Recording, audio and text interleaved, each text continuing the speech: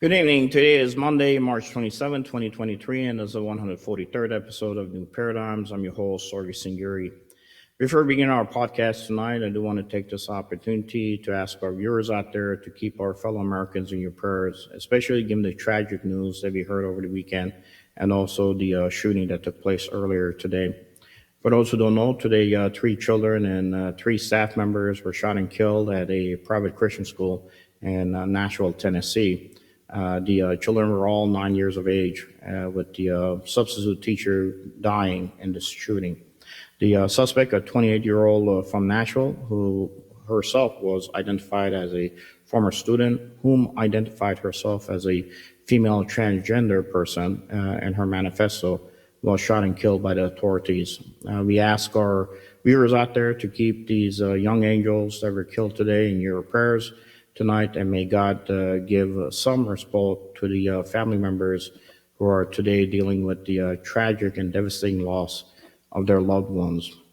Also over the weekend, a powerful EF4 tornado ripped apart part of the municipalities and towns in Mississippi, destroying the city of Rolling Fork as it tore through the Mississippi Delta region and other parts of the state, leaving at least 21 confirmed dead and also dozens wounded, making it one of the deadliest tornadoes in the state for a decade.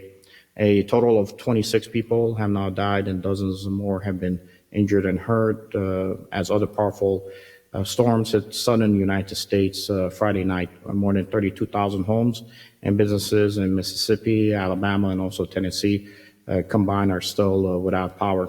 Again, I ask our viewers out there to please, and our viewers to keep these fellow Americans in your prayers, and may God bless the souls of those young children who were killed today. Before we begin our podcast, a word from our sponsor. We are being censored. America's news outlets no longer provide the truth. 90% of news outlets in the United States are controlled by 6 corporations. They're not out to tell you the truth of what's happening. They're out to tell you the picture of the world that they represent. The mission of the Epoch Times is to chase the truth, to ground all statements in facts, and prevent people from being misled. The Epoch Times is independent. We're not controlled by any special interest, and we never will be. This is a battle between truth and deceit, a battle between forces that would ensnare this country in ignorance, and between a media that wants to present you with the truth. Subscribe today to our digital edition at theepochtimes.com and join the Americans who are seeking truth and tradition. Read the difference on all your devices. We'd love to have you on board.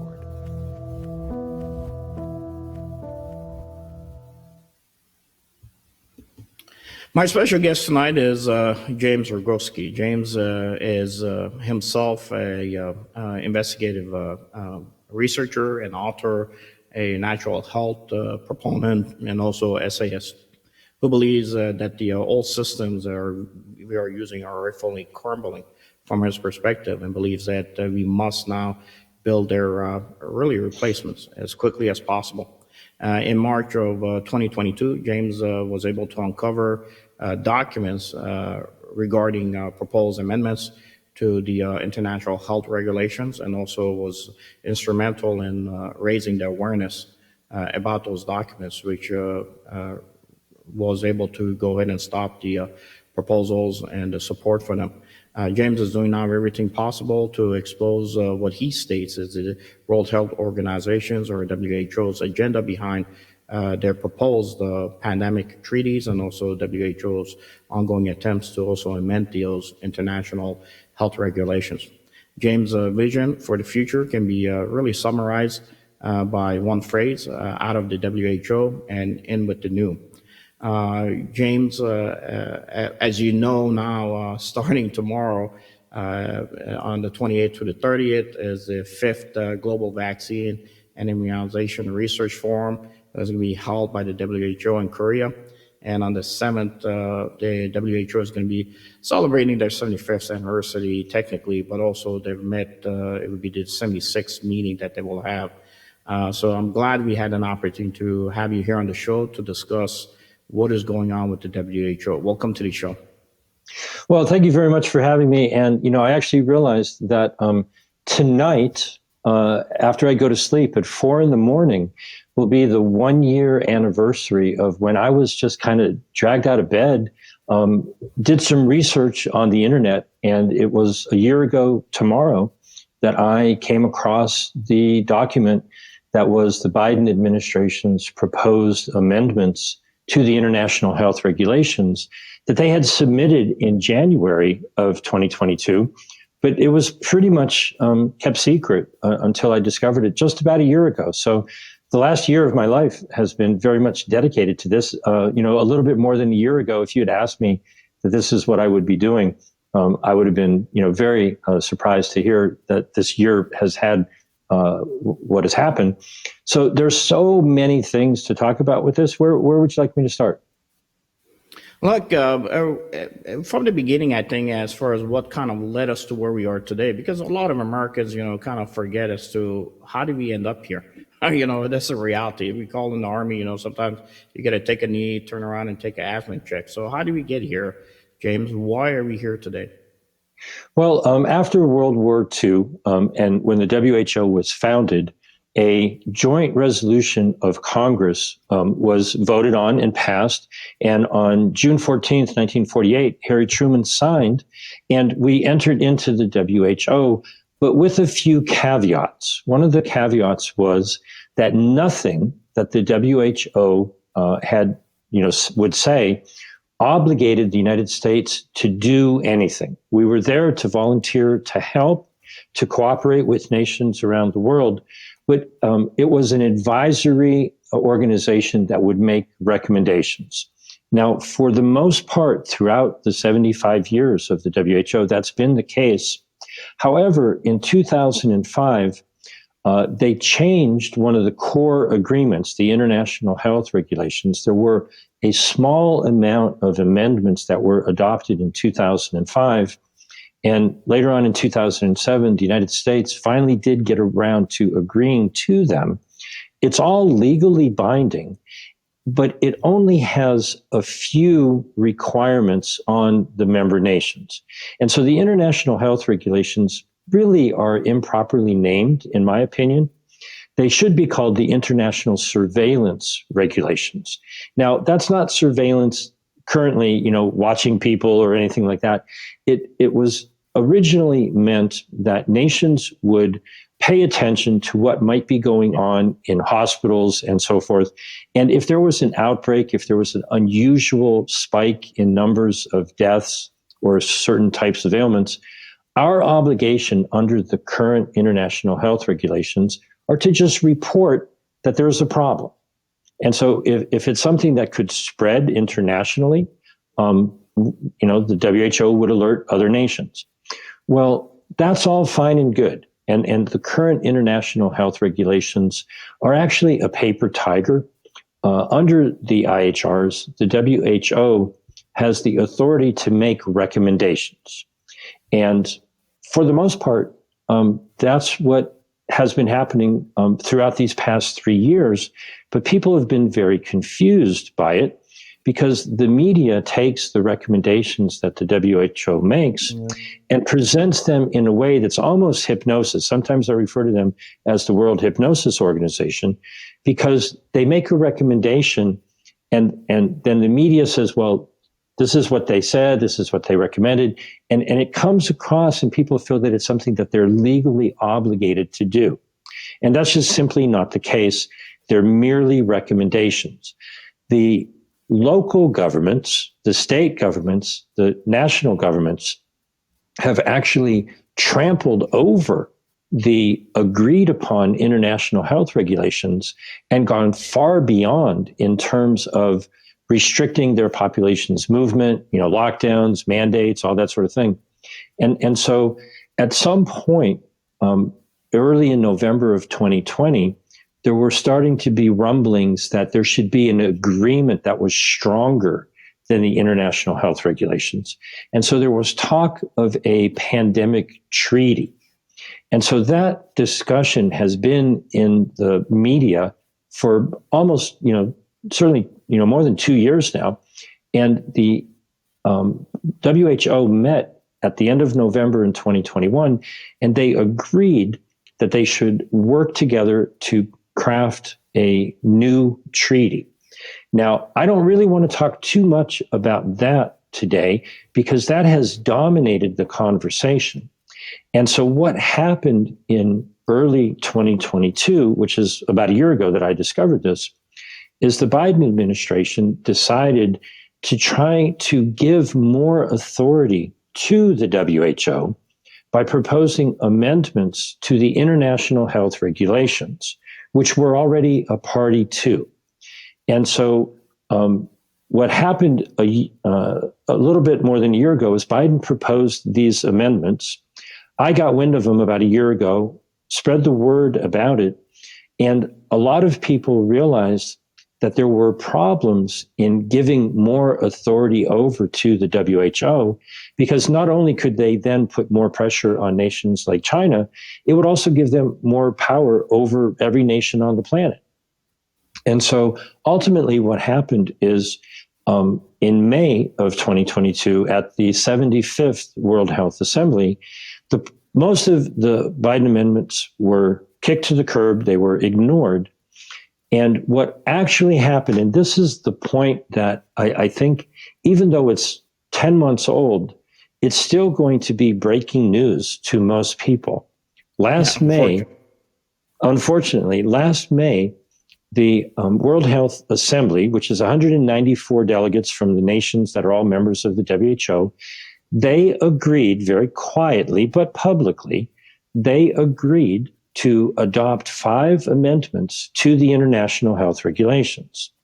Now, there's an 18-month period where each leader of every nation can just simply write a letter to the WHO and say, well, thank you very much for those amendments that you adopted, but they will not apply to our nation. We reject them.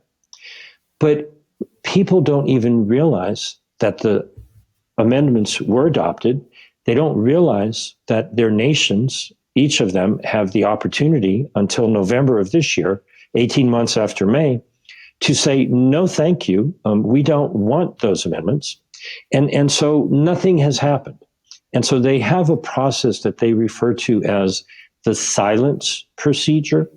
And so no presidential signature is needed, no prime minister or parliament or 2/3 advice and consent of the Senate is required for those amendments to be enacted into force.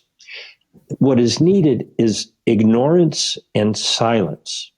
And so what we're faced with is now, at that same World Health Assembly last year, all of the nations they followed the lead of the United States. They go, oh, they didn't necessarily realize that they could also propose amendments. And so they agreed last year to set up a working group to consider amendments to the international health regulations. And they agreed that all nations would have the ability to propose amendments by September 30th of 2022. And so 94 nations, all told, did submit proposed amendments to international law, a total of 307 different amendments to fully half of the 66 articles of the international health regulations. They also proposed 6 new articles and 1 new annex. And there are a world of changes that, they're proposing to make. And almost everybody is getting them confused with the treaty. And so they're 2 very separate processes. And the core, and I hope I can get it across to all your viewers, whenever somebody says the word treaty, there is a very specific document that is, currently what they call the 0 draft. It's a 32-page document. And the first 3 pages are table of contents and so forth. The very first paragraph on page 4 of the 0 draft of the WHO's, they call it CA, Convention Agreement Plus, talks about respect for the sovereignty of nations.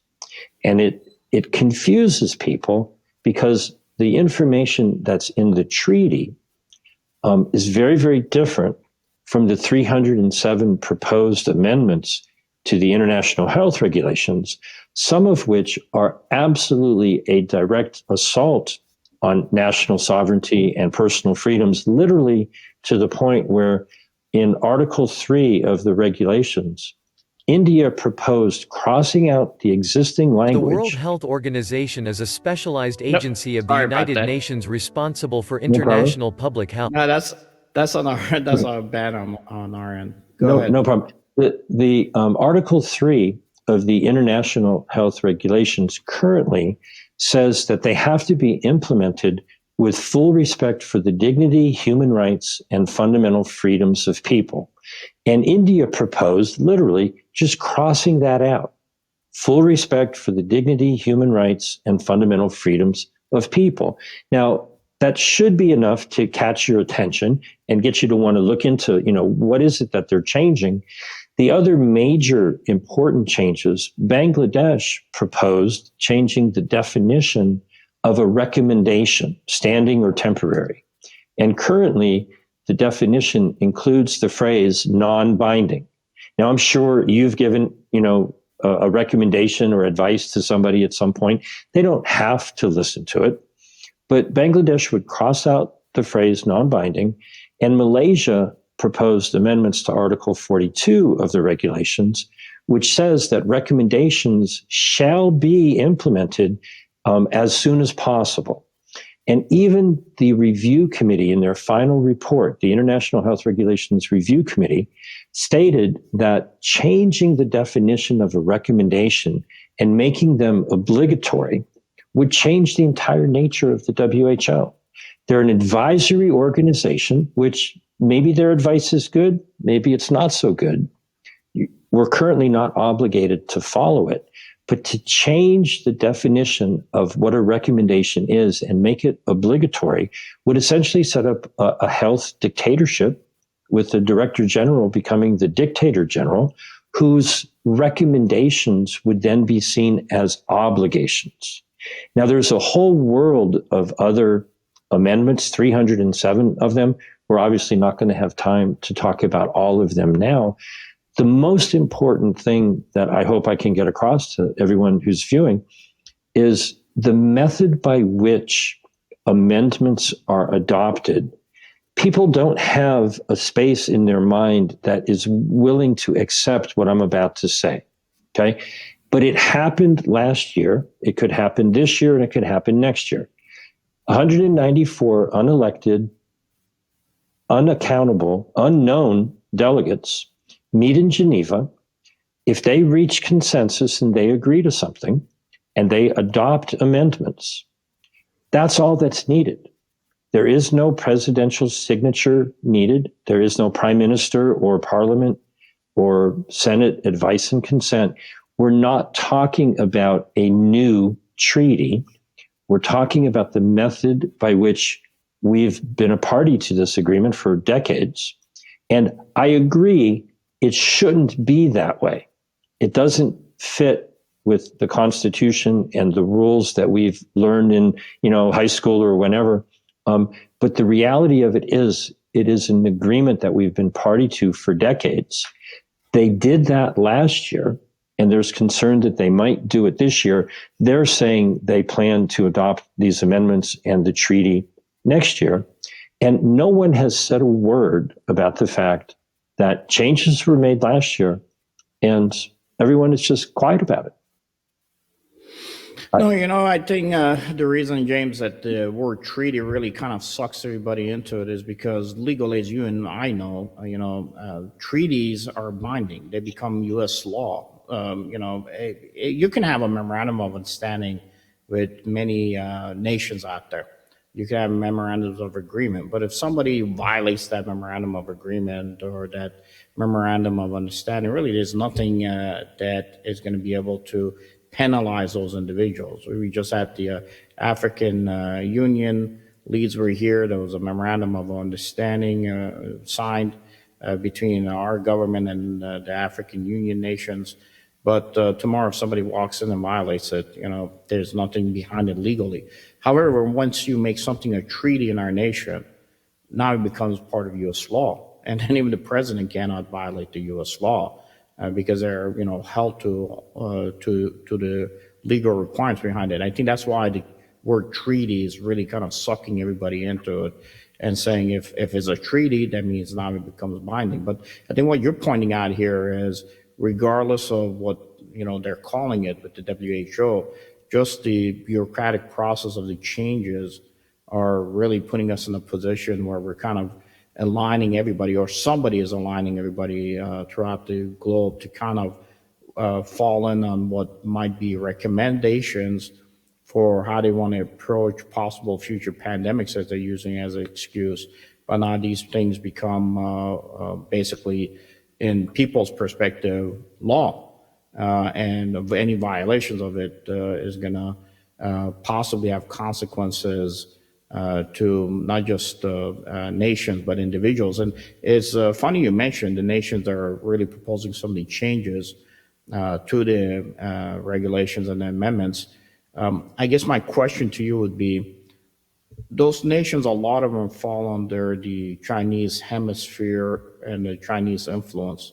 How much does the Chinese Communist Party, in this case, on the Shanghai Cooperation Organization, which China leads, has really traumatic effects as to what some of the proposed changes are that are being proposed to these amendments?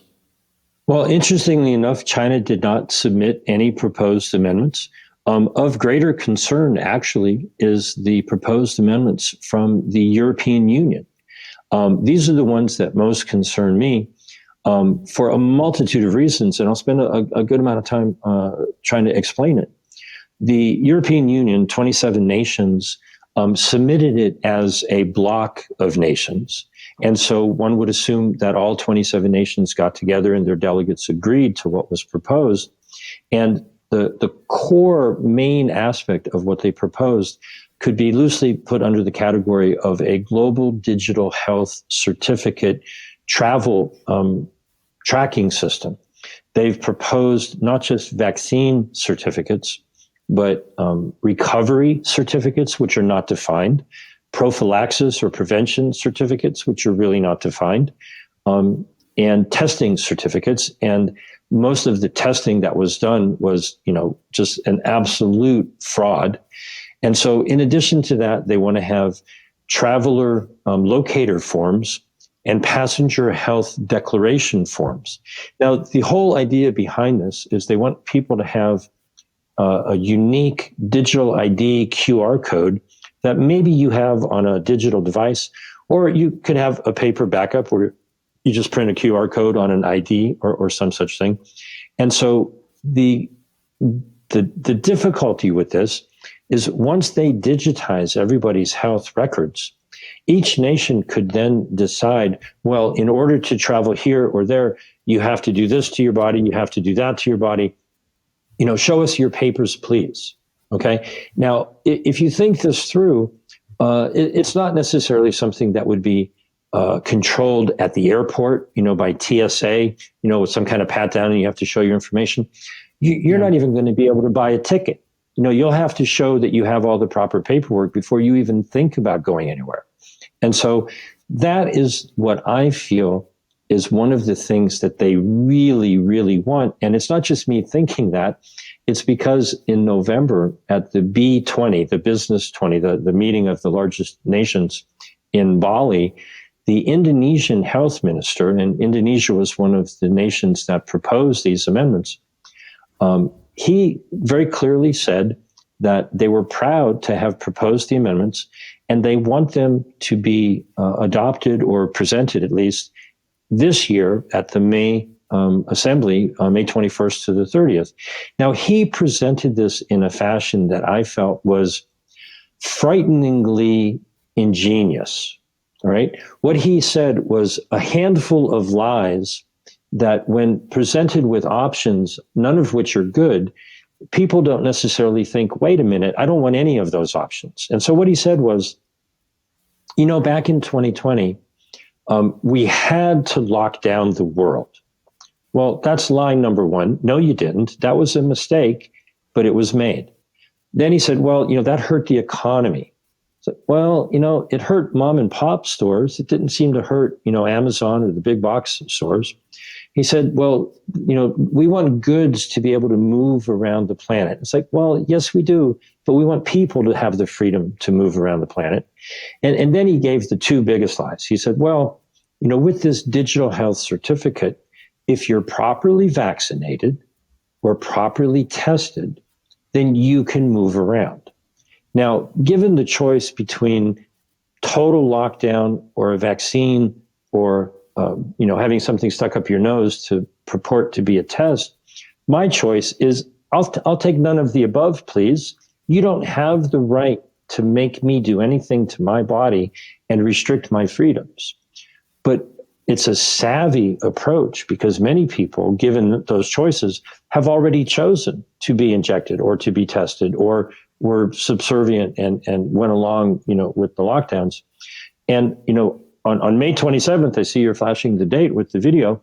The issue is they adopted the possibility of all of these things happening. They say in 2024, but he said that they want this to happen in 2023.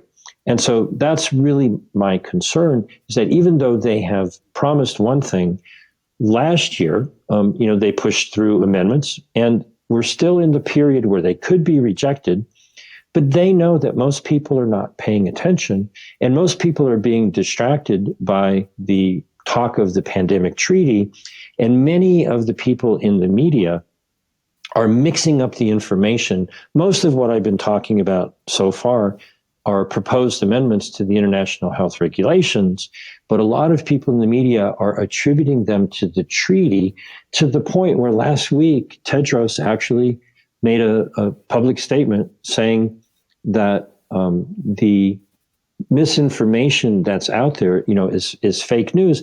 And I have to agree with him. He's right. Many people are confusing what's going on with the amendments with what's going on with the treaty. And before you can get people organized to oppose something that they may not want to have happen, you've got to get them clear on what the information actually is. And so it's been a little bit of a battle because even people who are on our side are inaccurately presenting what is actually really going on. But James, the thing is, you mentioned the Indonesian president. I will tell you that he's not writing this on his own. He's not an independent character and on the international stage. Either you're being influenced through the economic ties to the Shanghai Cooperation Organization with China, or maybe the West and what the maybe U.S. wants to do. These individuals, maybe the big countries don't get themselves involved. Maybe they don't make the proposals, but they find somebody who they're under the control and basically tell them, hey, here's how I would make the recommendation proposal. And if we have it to where wide a range of people are making those proposals, even though most of those countries are economically tied to other obligations that may put them in that position, then so be it.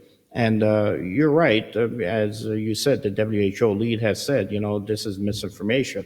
Some of this information now gets blocked on social media platforms. Mm-hmm. People aren't able to receive the information that they would like. But my question would be to the WHO leadership, why are you allowing this to take place? If that's the case, why are you allowing your organization to be utilized by others, if it's not you, to be able to basically have these type of effects? If you're not in agreement with them, then come out and be blunt and right to the point and say that these amendments are going to cause problems and it doesn't meet our initial, reason why we historically were established, and it doesn't meet any of the tenets that we have. Interestingly enough, after all of the amendments were submitted by September 30th, I and a number of other people, we did freedom of information requests to get a look at them, and they pretty much kept them secret until December. And I first reported on this in mid-December, but in October, November, December, and all the way halfway through January, Tedros had put together what was called the International Health Regulations Review Committee. And so October, November, December, January, they were reviewing the 197 pages of proposed amendments. They were working in secret. They were sworn to confidentiality, and they were only reporting to Tedros. But that is his right under the international health regulations to have such a review committee. They published or they submitted their report to Tedros, and in February, he made it public.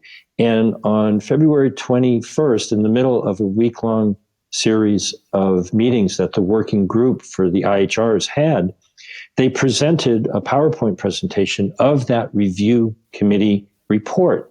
And it was very interesting because I actually published an article where the top 10 things that I was concerned about prior to them publishing the report, the review committee actually agreed with many of the things that I had talked about, exactly what you were just saying. They clearly said that changing the definition of a recommendation and making recommendations mandatory on, I think it was on page 26 of the report, they said that would change the entire character of the WHO. The concerning thing to me from that report was the only thing they really had to say about the Global Digital Health Certificate, which came from many different nations, and it was spread over 9 different articles and a couple of different annexes. Their main recommendation was, well, it should all be condensed into one article for clarity's sake, which was very concerning because they weren't pushing back on, now just wait a minute, who gives the WHO the right to set up this global digital health surveillance network? And the real concern, especially from the United States citizen point of view, is something called the Fourth Amendment, which, people know the First Amendment maybe in the Second, but the Fourth, is supposed to help guarantee our right to privacy. And if you can't have privacy in your health information, where are you going to draw the line? And so what they want is an interoperable database system where your health records would be accessible by, everywhere around the world. And it's a hop, skip, and a jump really from, show us your papers to, what would each nation require? And the starting point is really very simple. You have no right to access my private information.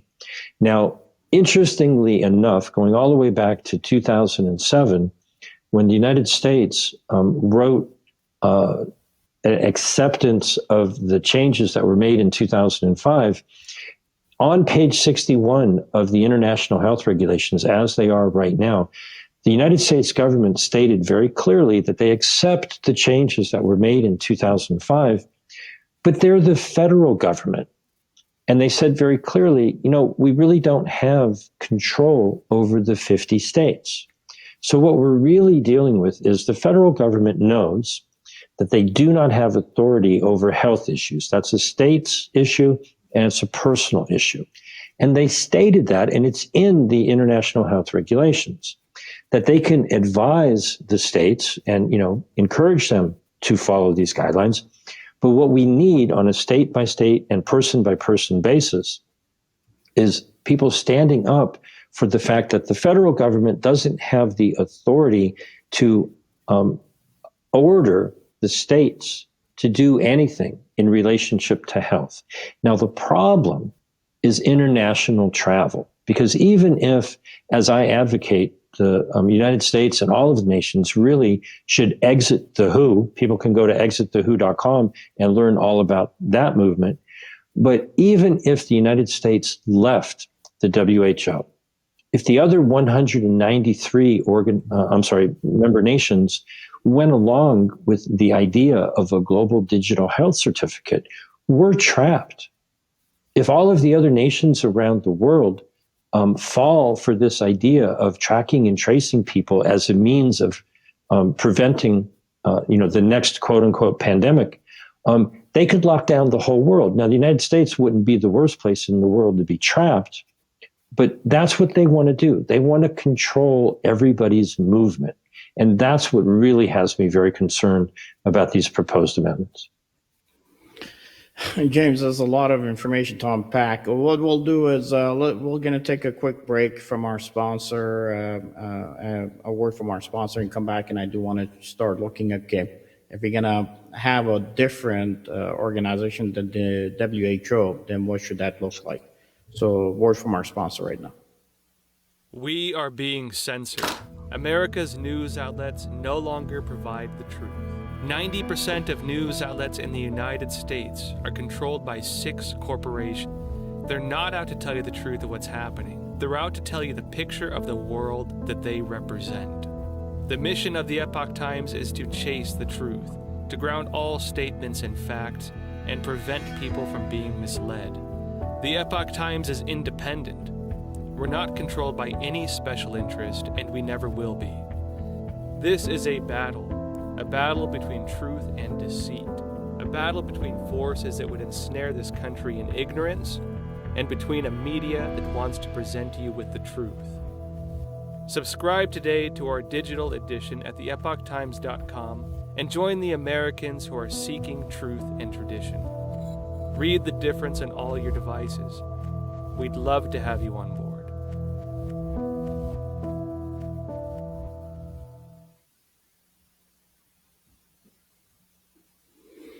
James, as we were talking in the first half, you kind of broke it down historically where we were, how we got here, and what's happening now with these proposed amendments. The WHO lead has said that it's really not in my hand. Separate nations have to make those calls themselves, but still, yet he's allowing, or in this case, the leadership in WHO is allowing these member states to really dictate what type of controls they're going to try to implement on the people globally, but they want to use the WHO as a means to do that.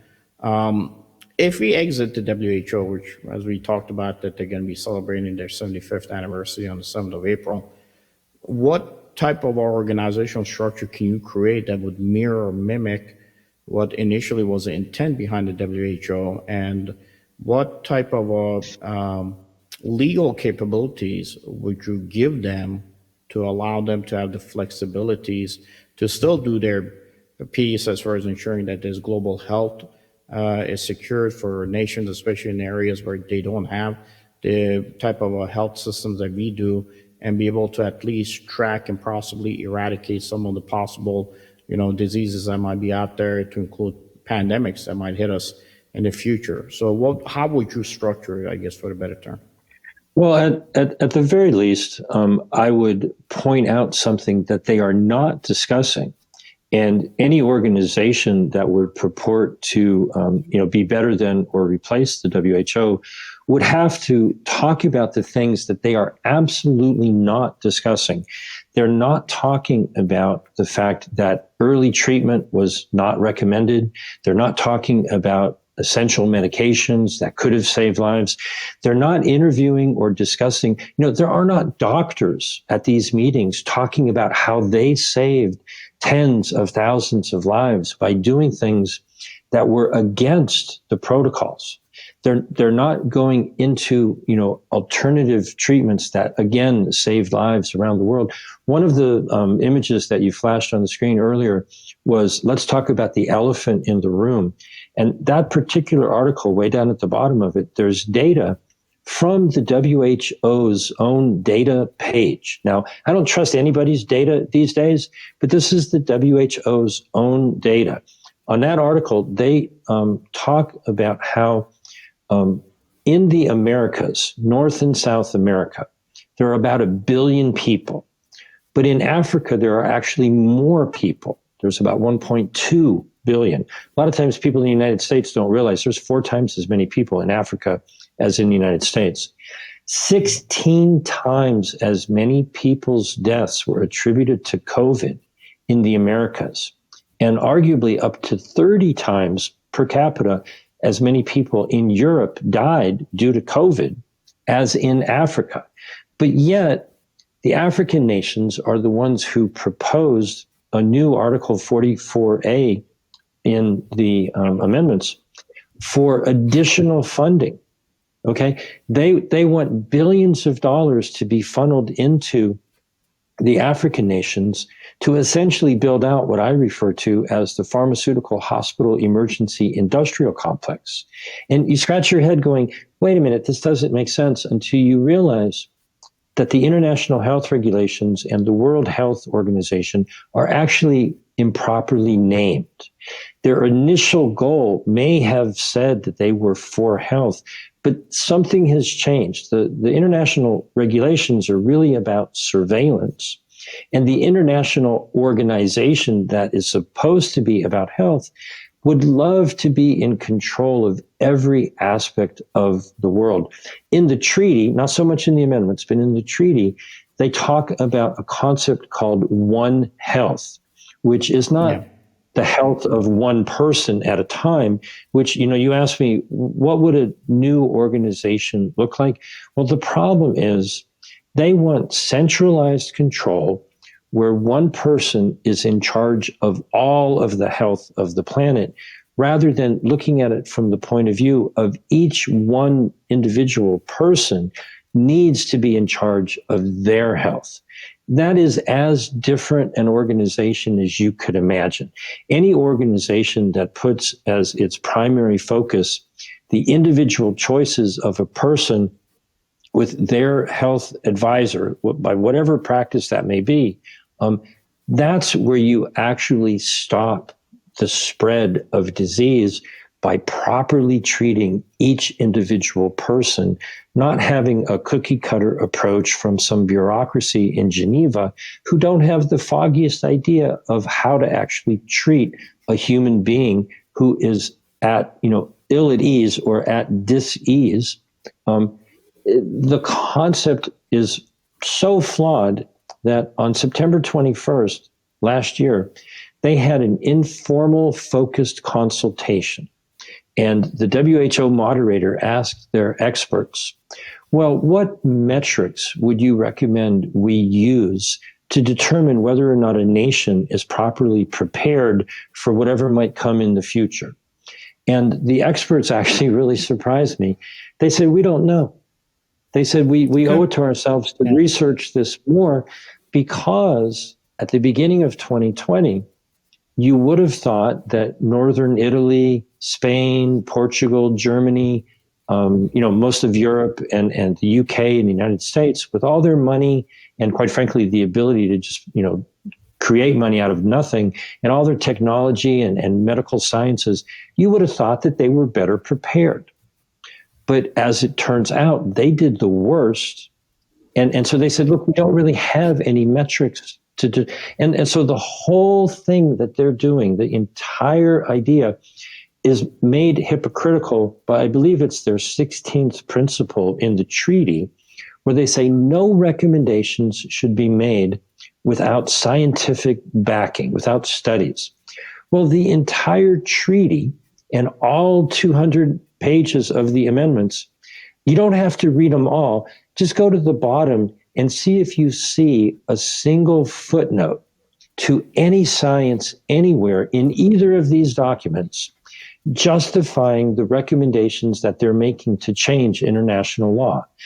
On its face, it's hypocritical because it says no recommendation should be made without scientific backing, yet they're trying to impose all of these changes, and their experts say, well, we don't really know what would constitute being prepared. It's such a fraud. It's astonishing. James, the problem is bureaucracies work that way. As an example, I just gave a talk in front of the school board here for my son's district, and they have a curriculum. I found out that they were using a book in January. I took since January all the way through the March 23rd was when I gave the proposal, 21st, I think, when I was in front of the school board. But I took 2 months on my own to research one book, and it was only off of the 3 pages that the teacher sent me. And even just looking at the back page of the book, it said, nonfiction persuasive.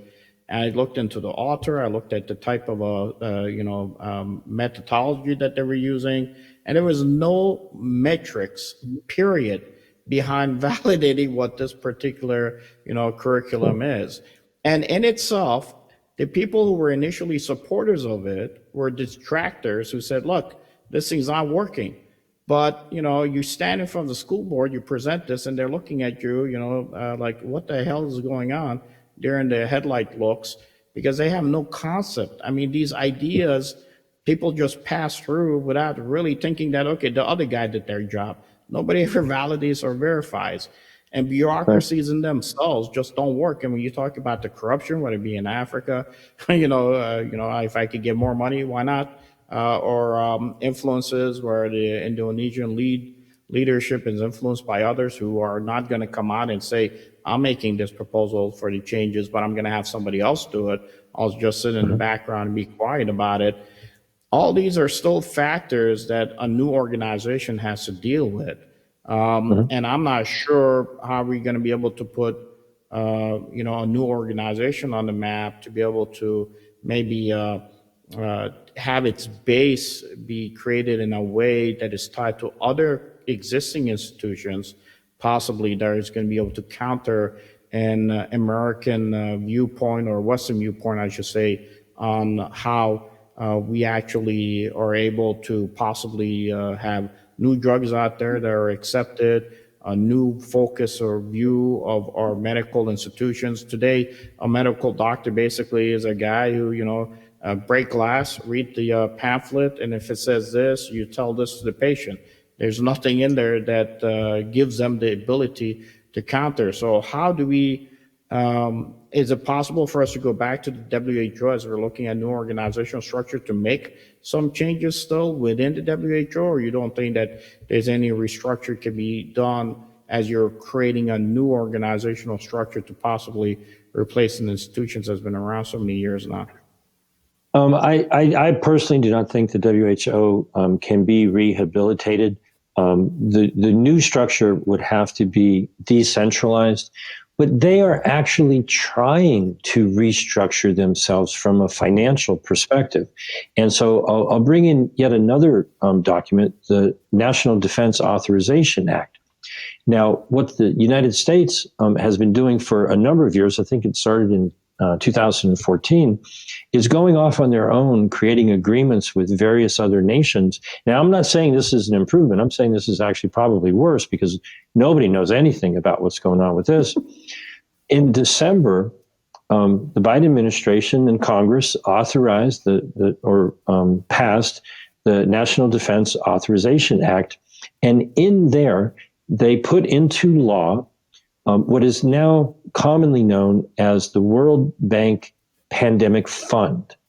And they've pledged $1 billion per year to prepare for pandemics, in addition to all of the things that the WHO might be doing with a treaty, in addition to all of the things that the WHO might be doing with amendments to the international health regulations. The United States is quietly doing very similar things with a lot of nations around the world. And the vast majority of Americans have no idea that they've allocated $1 billion a year. Now, here's where the surprise comes, okay? Most people, if you ask them, who was the greatest donor to the WHO over the past couple of years, most people would not say Germany, but Germany is the largest donor over the past couple of years. The United States is only obligated to give $109 million per year to the WHO. We voluntarily give more, but we're actually pumping $1 billion a year into the Global Health Defense Initiative. And so all of this money, the WHO has talked about up to $30 billion per year. There you go. This is exactly the article about the pandemic fund. The WHO has talked about up to $30 billion a year for pandemic preparedness. Their entire budget is less than $4 billion a year. And so the amount of money that the WHO currently spends on travel exceeds what they spend on treating many, many, many diseases. They want to go from about $4 billion a year to potentially tens of billions per year. For what? Okay, it's an open season on corruption, crony capitalism, building out infrastructure.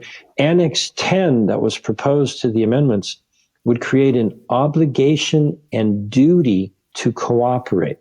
They want developed nations to build state-of-the-art infrastructure in developing nations. And so people can go to the open letter for Congress on my Substack and push a button and send a letter to Congress. Most Congress people have no idea that there's absolutely nothing that even they can do other than yell and scream at President Biden to reject the amendments that were adopted last year, because that's what we've agreed to. And so when you've agreed to a situation that is analogous to an abusive relationship, would you tell somebody in an abusive relationship, well, maybe you can get better terms. Maybe you should try to negotiate with the abuser, right? You would tell them, look, it's time to leave, get out of that relationship. Maybe you want to have a new relationship, or maybe you just want to deal with life on your own for a while, because where we're headed with this is to a one world government led by a dictator general of the World Harm Organization that would be given authority to not make recommendations, but give orders under Article 13A proposed by Bangladesh and the African nations. The Director General would be able to tell Nation A to have your manufacturers make whatever required pandemic response products the Director General determined were needed and give them to country B. Under the treaty, they would have 5% of all of the money that we spend on health go to pandemic preparedness. They would have 10% of all of the products created under what they call their pathogen access and benefit sharing system be given to the WHO to distribute as they see fit. It's right out of the Marxist playbook of having centralized control of the means of production. Now, what they're basing all of this on is that most people don't have time to pay attention to what they're planning to do. They put all of their detailed, information on their website. People can go to stopthewho.com and you can easily download all the documents. I've summarized all of it for you. StopTheWho.com gives you easy access to all of their documents. All I've been doing for the last year, and tomorrow I guess is my anniversary, is reading their boring documents, highlighting the parts that are, really egregiously bad, and shining light on them so people know what they don't want you to know. Because if you don't know, you're not going to say anything. And if you don't say anything, they feel that your silence is consent. And so last September, I put out a call to people around the world, got several hundred people to get out their phone and record whatever it was they believed, whatever it was they felt like saying. And this is what I encourage people to do. Just take your phone and be the media. Read up on all of this, get informed, find out whatever it is you need to know, but then put your opinion out there into the, media. On screwthewho.com, I have a collection of hundreds of videos of people who have expressed their opinion. And back in April, we actually got 33,884 people to submit public comments to the WHO. And 99.9% of the people said, we don't want you to have a treaty. We don't want you to have more control. We don't need centralized authority telling us what to do. We can handle our own health in our own way on an individual basis. What made it worse was the attempts by centralized government, whether it's on an international, national, state, or even county, local basis. They were the ones who made mistakes that made things worse. We need less of that and much more freedom on a personal basis.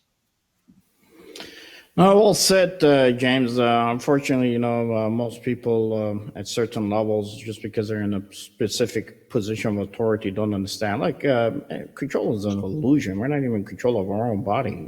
Tomorrow, who knows what's going to happen to you. But unfortunately, there's a lot of folks out there who don't understand that concept. And I think if you're more decentralized, you probably have a better approach on handling the issues on pandemics, because now you could deal with it at the local levels. As a commander, for me, it's very easy. If the guy on the ground said, "Sir, what's in your head and vision is not matching what I'm looking at right now at the barrel of the gun that is shooting at me," I pretty much get my mouth shut and I let that guy, who's under the gun, tell me which way I need to go.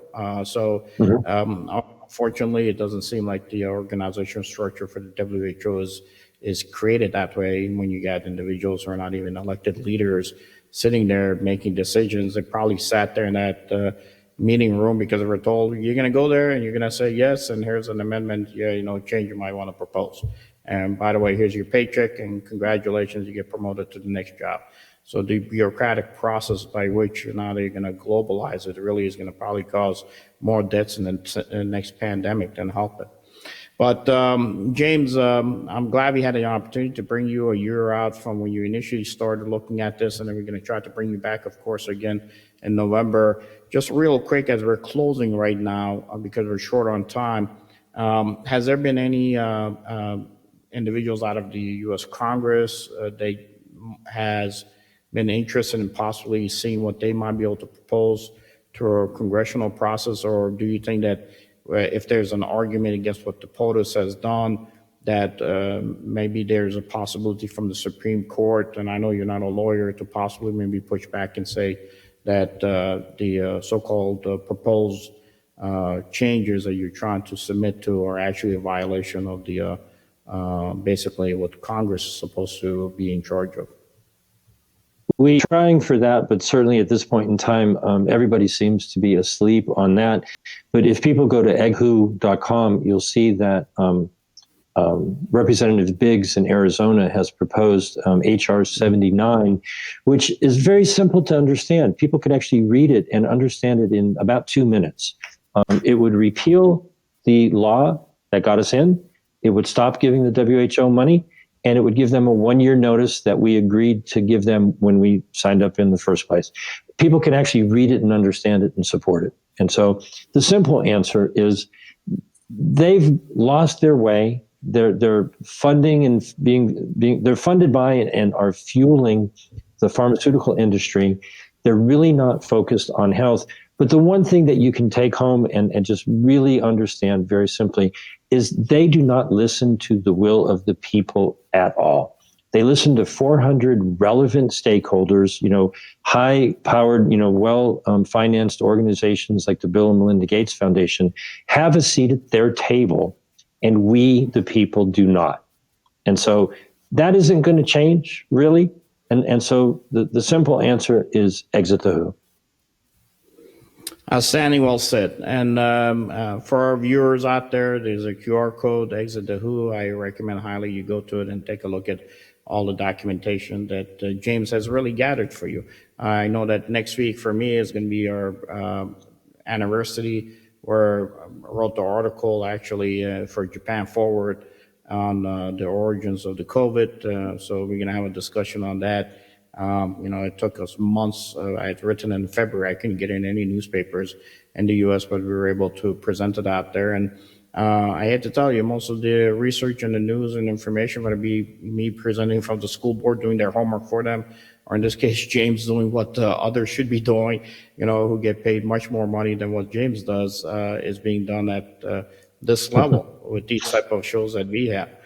And for our viewers out there, again, I would ask you, if you like our show, we do raise money for United Assyrian Appeal to help the Christians of the Near East and adjacent countries. In this case, again, they're struggling with these issues in northern Iraq. So please donate if you like the material that we have to support them, especially with Easter coming up, to help at least get some clothing and some needed school supplies for the next year coming up for our students there.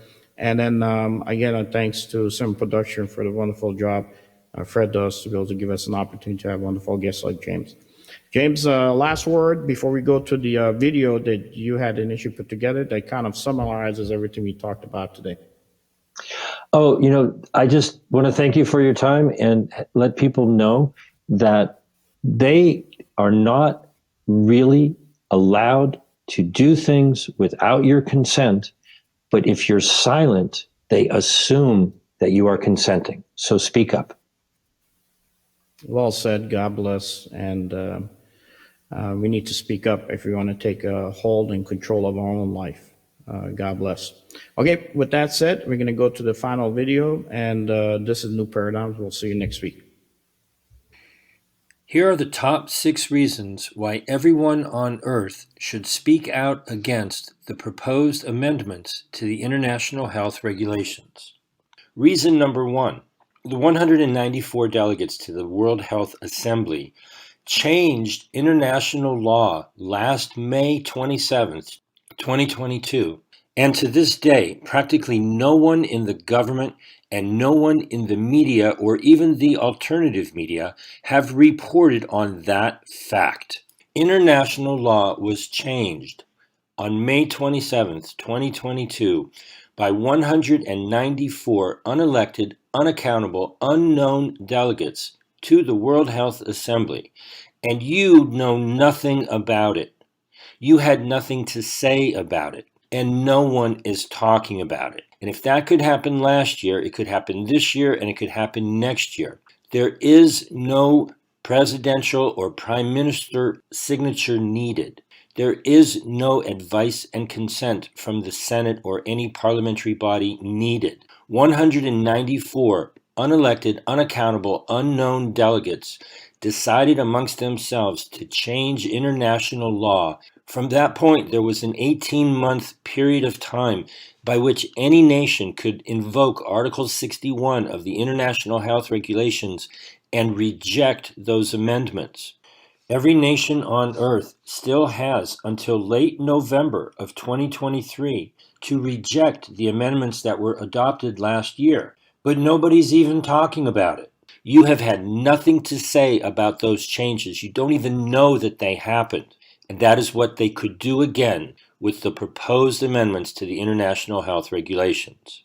Reason number 2 to oppose the 307 amendments that are being considered by the Working Group for Amendments to the International Health Regulations. There has been absolutely no public comment permitted either on an international World Health Organization level or on a national level in any of the 194 member nations. You are not considered to be one of the 400 relevant stakeholders who do get a seat at the table.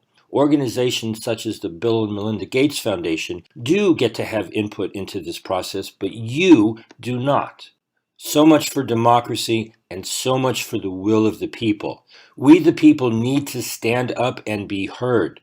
We the people need to stand up, speak up, and demand that our will be heard. To date, there has been no public comment permitted, and the schedule that they have concocted going into the future offers no hope of public comment. From February 20th to the 24th, the Working Group for Amendments to the International Health Regulations met in 10 separate sessions. 6 of those sessions were done in secret. They are currently having drafting sessions that are going on in secret. They have a meeting scheduled for April 17th to the 20th. We do not know if it will be public or in secret. These secret negotiations must be stopped immediately. The third reason to oppose the amendments to the International Health Regulations is because India proposed a change to Article 3, which are the core principles of the International Health Regulations, which currently states that the regulations shall be implemented with full respect for the dignity, human rights, and fundamental freedoms of persons. But India has proposed crossing out the words with full respect for the dignity, human rights, and fundamental freedoms of persons. That should be all you need to know to stand up against these proposed changes. Reason number 4 to oppose the amendments to the International Health Regulations is because Bangladesh proposed changing the definition of the terms standing and temporary recommendations by crossing out the phrase non-binding.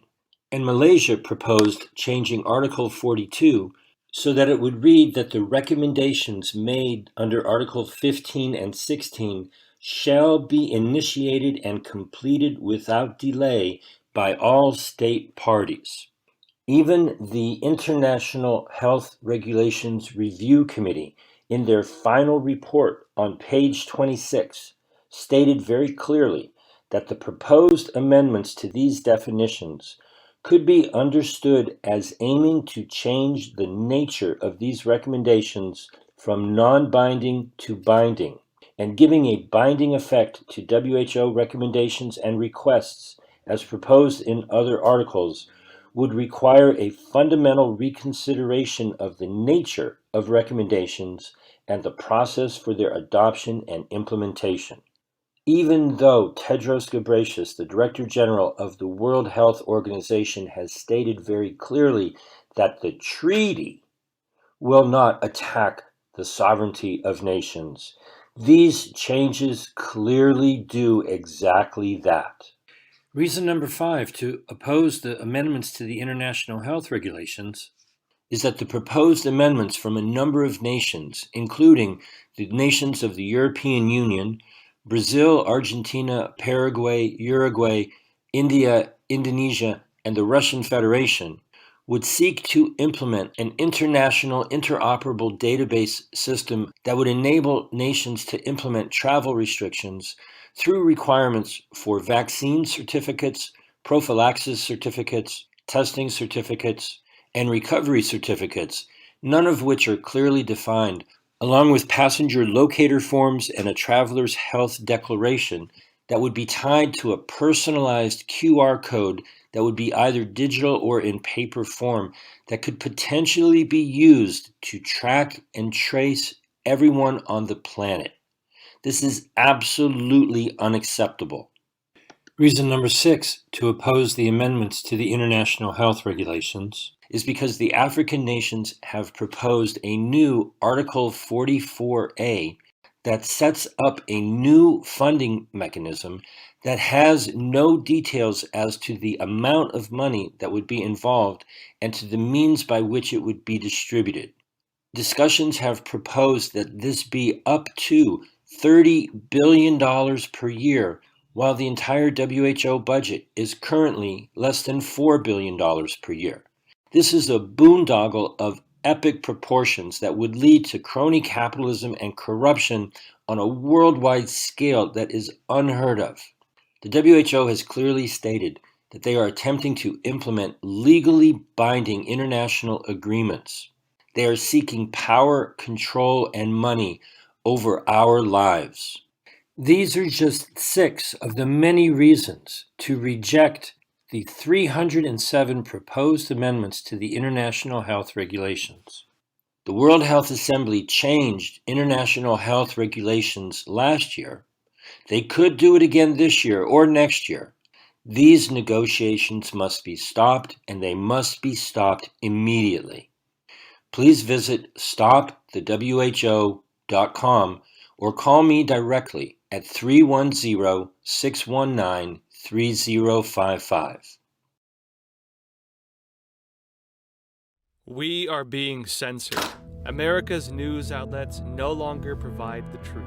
90% of news outlets in the United States are controlled by 6 corporations. They're not out to tell you the truth of what's happening. They're out to tell you the picture of the world that they represent. The mission of the Epoch Times is to chase the truth, to ground all statements in facts, and prevent people from being misled. The Epoch Times is independent. We're not controlled by any special interest, and we never will be. This is a battle between truth and deceit, a battle between forces that would ensnare this country in ignorance, and between a media that wants to present you with the truth. Subscribe today to our digital edition at theepochtimes.com and join the Americans who are seeking truth and tradition. Read the difference on all your devices. We'd love to have you on board.